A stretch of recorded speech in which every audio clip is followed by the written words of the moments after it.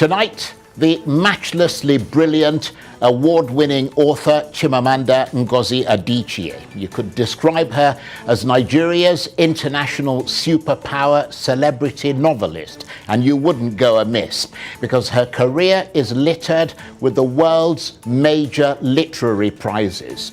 But beyond her phenomenal talent, which is there for all to see, Chimamada Adichie has followed the tradition of Africa's literary giants before her, becoming, to some extent, the conscience of her troubled nation, speaking out fearlessly against injustice, corruption, the harsh realities of electoral malpractice, and what she calls Nigeria's hollow democracy, and to use her words, the brewing rage and smouldering disillusionment over the failure of that democracy to capture the true voice of the people.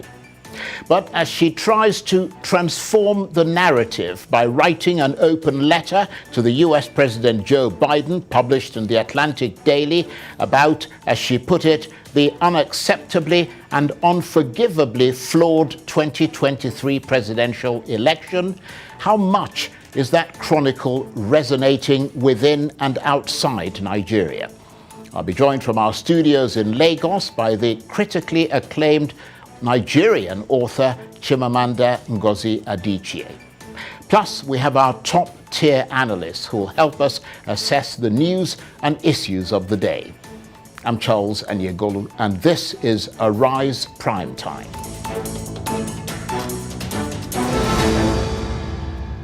Welcome back to Arise Prime Time. I'm Charles Anyegolu. Now, my top guest today is the rousingly talented, award-winning writer Chimamanda Ngozi Adichie, who has etched her name in history as an international best-selling author, ranking with the best of them across Africa and the world. Her books, including Purple Hibiscus, Half of a Yellow Sun, and Americana, have become masterpieces and have been read by millions. Much of her writing speaks powerfully about life in Nigeria, about the complex historical and cultural experience of growing up here, about love, hope, ethnic strife and national identity, and about a world beset by conflict. And now, in the wake of Nigeria's disputed 2023 presidential election, she's delivered what some have called a landmark article titled Nigeria's Hollow Democracy. It's an open letter to the US President Joe Biden, published by the Atlantic Daily, and in it she raises questions about Bola Tinubu's election victory and wonders why America is congratulating the winner of what she refers to as Nigeria's disastrous ballot. So, as you might have guessed, in the wake of that powerful scratch, she's been vilified by some and praised by others as a herald of truth.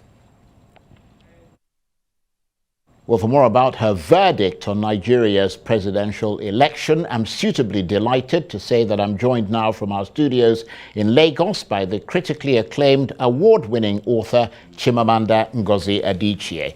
Chimamanda, thank you very much indeed for joining us, and I apologize for the stress you had to go through getting to the studio. I understand it's pouring buckets in Lagos and there's the snarling up of traffic. So thank you very much for joining us. No, I should apologize. I should have left, knowing Lagos, of course, I should have left on time. So I should apologize. Well, the most important thing is that you're here. So let's get straight into it, because you called the 2023 presidential election a slap to the face of the Nigerian people and insults to the collective intelligence of Nigerians. Tell us why you see it that way. Well, I see that when I wrote that letter, because I think it's important to preserve the truth. Right? I think that when something like this happens in a country, it's really important to tell the story of what happened. One of my favorite poems has this line, it's by Robert Lowell, and it says, "And yet, why not say what happened?" So I wanted to say what happened. And what happened is that this was an election that was really unforgivably flawed. And there's evidence for that. And I felt it was important to say that. But also, I wanted to call out the U.S. for what I consider a kind of two-facedness when it comes to Africa. So, the U.S. has a long history of complicity in, sort of non-democratic elections on this continent. So recently in Congo, 2 or 3 years ago, they endorsed an election that was an absolute sham. But then the same US will turn around and criticize Congo for not being democratic. And so my point was to say, be what you say you are, right? You cannot criticize African countries for being undemocratic while at the same time endorsing something that is quite self-evidently undemocratic. Well, that's a good point. But just delving deeper into your letter, you were quite categorical in saying that the electoral process was imperiled not by technical shortcomings, but by deliberate manipulation. Is there enough evidence in your assessment to support that claim?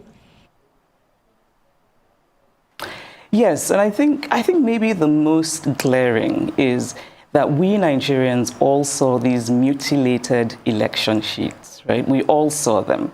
We saw polling unit agents talking about how what they had from the polling unit was not what was then announced formally, officially, or uploaded formally, officially. And I think for me, that's a really striking reason and an example of how this election was not about technical glitches. And can we also realize that Nigeria is full of very bright young people in tech? There's no reason for that excuse of technical glitch. And the other question then is, if it was a technical glitch, why was it possible for most people to upload the results of the other federal elections, but not the presidential? And I think most of all is that there's just been this resounding unfortunate silence from INEC and from the chair of INEC. I think Nigerians deserve the respect of an institution that's supposed to shepherd their democracy. So nobody's come out to explain to Nigerians how that happened. There's a statement about technical glitches. It's unconvincing. And knowing how much hope and trust that Nigerians invested in this election, knowing that Nigeria is a low-trust society, means, I think, that if people really are sincere and there's really nothing to hide, then you make an extra effort to go out and explain to Nigerians what happened. Yes, that certainly makes a lot of sense to a lot of people. But in reacting to your letter, and some of the things that you said in it, the APC have suggested that you were not in Nigeria during the election and you did not vote, and therefore should not make categorical statements about an election you did not witness. What's your reaction to that? Well, I don't think it's very useful criticism. I should say, first of all, that I've never been fazed by criticism. I mean, I wrote this, of course, knowing fully well that there would be criticism from certain quarters. And I've seen a few things people have sent to me, and it's kind of been amusing to read the juvenile fulminations of non-juvenile people. But that said, I actually did try very hard. And I should say, I have two homes. I have a home here in Lagos, I have a home in the US. I'm very often here.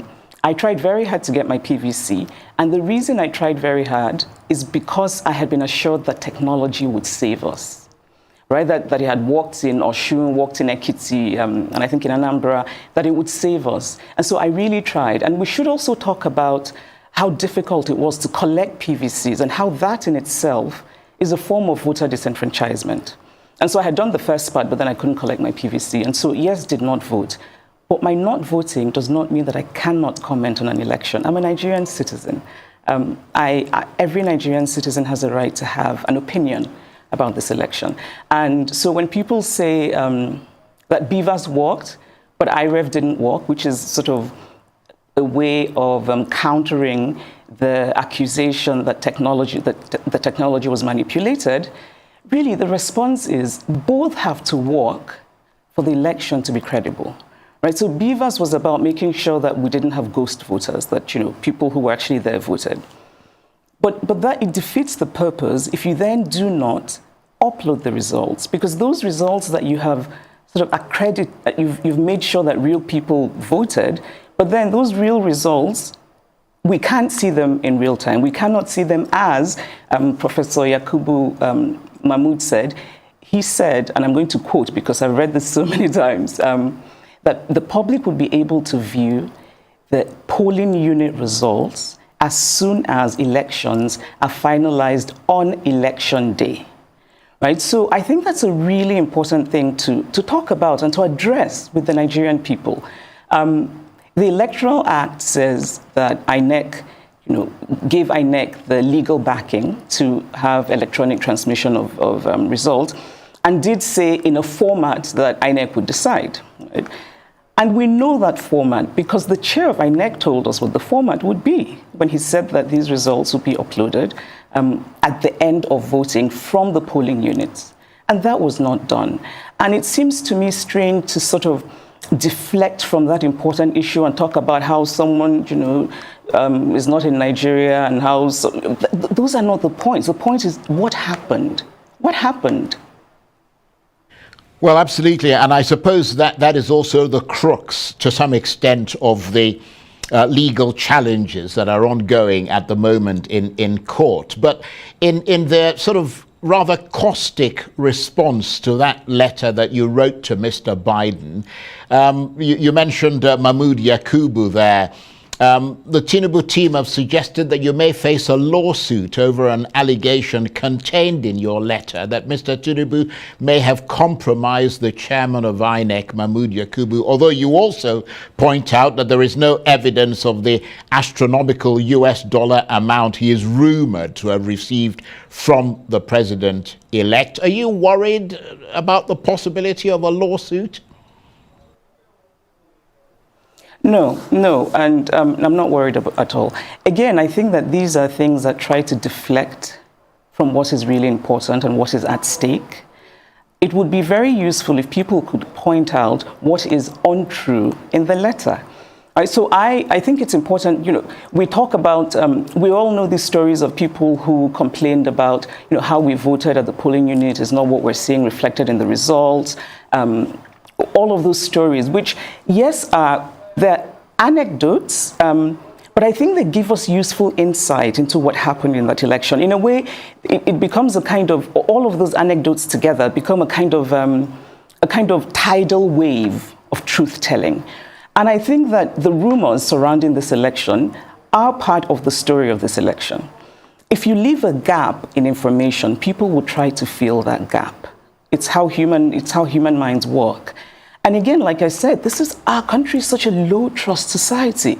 And we're so desperate to believe in something. And then we believe in this election, it doesn't work out well, and nobody gives us a convincing reason. So of course people are going to rumor about people being compromised. Also, our political landscape is steeped in people being compromised. So I'm not worried about that. I think that any fair-minded person in this country who's honest will acknowledge that these rumors are circulating. I said very clearly there is no evidence for them, but I do think it's important to say in the story of this election that many people are starting to think that what explains what happened is this compromising. Yes, and of course, you supported Peter Obi, the candidate of the Labour Party in that election. He, according to the official results, came third, and we've seen a number of spokesmen from the APC suggesting that you were supporting your sort of tribesmen, to use a rather sort of old term. But in that context, what do you make of the polarization of the ethnic divisions that appear to be deepening as a result of this election? Do you see ethnicity as being politicized? If so, how dangerous is that in your assessment? Well, to address the first part, and you're right, tribesman is such an outdated and strange expression, which I think also says something about whoever is using it, right? I think that kind of accusation is is a practice of what psychologists call projecting. So you're doing something, but then you accuse someone else of doing it, even though they're not. I did not support Peter Obi because he's Igbo, as I am. I'm a person who does not take positions lightly. And so while I very much admire Peter Obi, respect him, there are many other Igbo men who I admire and respect, and I would never vote for them for president because I just don't think they would make good presidents. And so my support for Peter Obi is actually rooted in real things. It's rooted in my faith in his ability. And actually, I got to know him, I got to know Peter Obi years ago when he came to pay homage to my parents, because he had heard that my father was the first professor of statistics in Nigeria and that my mother had retired as the first female registrar of the University of Nigeria. And so this man just sort of arrived and said he wanted to pay homage. And I was very impressed by that because it showed me how much he values education. And then he becomes governor of Anambra State, and he takes Anambra State to #1 in education. And I remember being very impressed by the story of how he had given his personal phone number to all of the senior prefects in secondary schools in Anambra, which I think also showed me that he's interested in what ordinary people think, right? You don't just want to hear from the administrators, you want to hear from the students about what's really happening. And his focus on insecurity, he really tackled kidnapping in Anambra. And I also remember that he really sort of clashed with the Anambra elite when he was tackling insecurity and kidnapping. And that showed me that he's quite decisive. He even has a bit of a stubborn streak. He's very focused on things. And so that's really why I support him. So this idea of sort of ethnicity is just really, again, I think it's a way of deflecting. Let's focus on what really matters. It's unfortunate that, and can I just say that I think that it's only one part of the political spectrum that is politicizing ethnicity. And I think it's very unfortunate. I don't think most people in Nigeria really care about ethnicity as much as they care about having a country that works. We want good leadership. We want the hospitals and the schools and the roads to be good. And and that affects everyone. Igbo, Yoruba, Ijo, it affects everyone.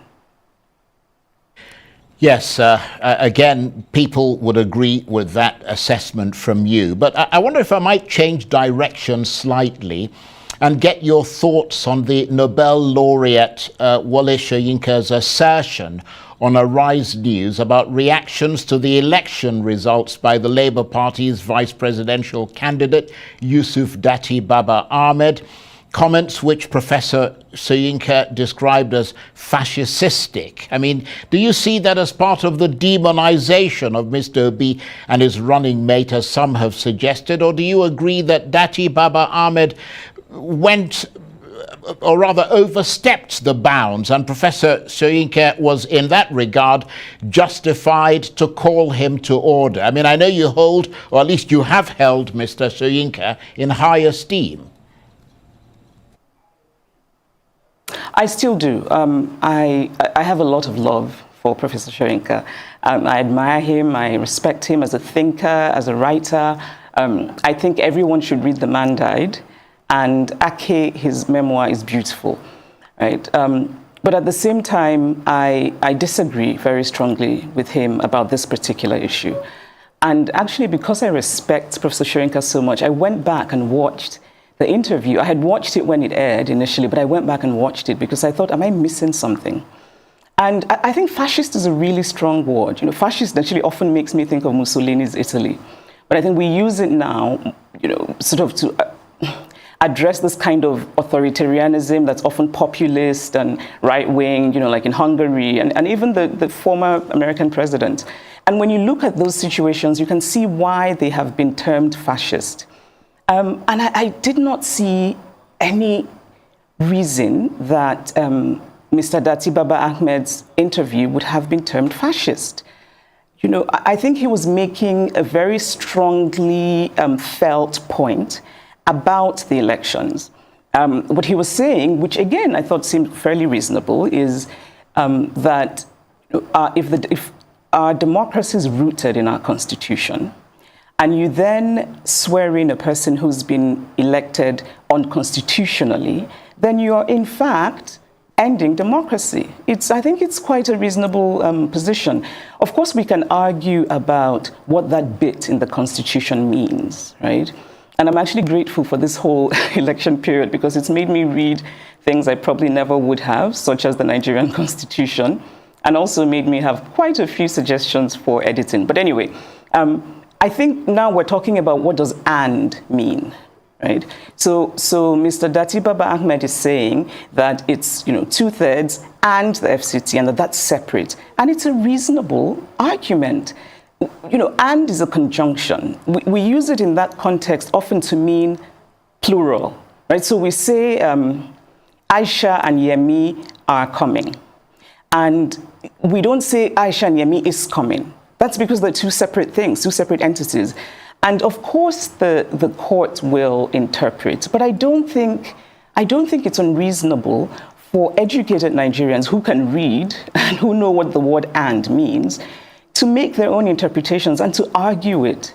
And of course, the fact that the Labour Party is in court means that they do not believe that this election is constitutional. And so I just didn't quite see why it would be termed fascist. I mean, I think a charitable way of reading Professor Shoyinka's comment is that Professor Shoyinka himself, I think it's fair to say that he is not given to restraint in language in general. And so maybe that's where that word fascist came from. However, I have suggestions for what we could use fascist for. We could use fascist for INEC. Because as it is right now, many Nigerians feel deeply cheated by INEC, deeply disenfranchised by INEC. And there's an authoritarianism, which obviously is the basis of fascism, at the center of manipulating an election. Because what you're doing is you're gagging people, you're forcibly taking away their voice. That is fascist. Fascist is all of the violence that happened during the elections. Fascist is the way that some people remain silent about that violence. Fascist is a government that hasn't come out to address the very tangible and palpable discontent in this country. I think that, and when I say that we can use fascist for INEC, what I mean is the fact that, so many of us, including myself, are convinced that this was not in any way technological glitch. I think that Professor Yakubu had an opportunity for heroism, and I think he wasted it spectacularly. Because he could very easily have become the hero of not just Nigerians, but Africa, because so many Africans are watching. They were so inspired by what happened before this election and the obedient movement. And so, I also think that the president, President Buhari, missed an opportunity for heroism, maybe his last chance at heroism, because Nigerians do not feel that I think Nigerians felt before the elections that he meant well and meant to support credible elections. I don't think many Nigerians think that now. Right. And I wish that he had taken a page from the former president. Very briefly, because we're out of time. Who was a really good man, a moral man. Right. Just literally 10 seconds. The opposition parties are challenging the election in court. Do you think they'll get a fair hearing? I hope they will. I think there's reason to doubt that because the Supreme Court has had rulings that just did not make a lot of sense to most people. And so there's reason to worry, but I'm hopeful. I'm generally hopeful. So I'm optimistic that they will do the right thing and that people will get justice. I'm really sorry I had to interrupt you to end the program, but unfortunately we're out of time. I could talk to you forever, but thank you very much indeed for taking the time to come and share these your thoughts about the elections with us. Chimamanda Ngozi Adichie is a critically acclaimed award-winning author, and she was talking to me from our studios in Lagos. That's it for this edition of Arise Prime Time. Join us again tomorrow. From me and the entire team here in Abuja, bye-bye and thank you for watching.